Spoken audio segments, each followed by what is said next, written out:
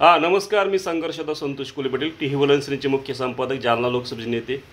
माझ्या कार्यालयामध्ये या ठिकाणी शंकर महाराज त्र्यंबकेश्वरचे नाथयोगी पंथातले प्रमुख आलेले आहेत आणि आपण स्वागत करतो. महाराज, तुमचं स्वागत आहे. साधू संतांचं त्यांच्याकडे स्वागत होतं, त्यांच्या कार्यालयामध्ये साधू संतांचा आदर सत्कार होतो. मग अच्छा, काही लावणार का तुम्ही? नाही, आता सर हे लावा नाही, काय म्हणलं, लावलंय का? थोडं थोडं अक्षय तुमच्या हाताना. हा, हे घ्या आशीर्वाद साधू संतांचा, साधू संतांचा आशीर्वाद, साधू संतांचा. धन्यवाद. अजून काय सांगणार? टीव्ही वलनश्री कार्यालयात आल्याबद्दल तुमचं स्वागत आहे. आमचं चॅनल बघता तुम्ही? चॅनल बघता? नाही का? यूट्यूबवर उपलब्ध आहे आता.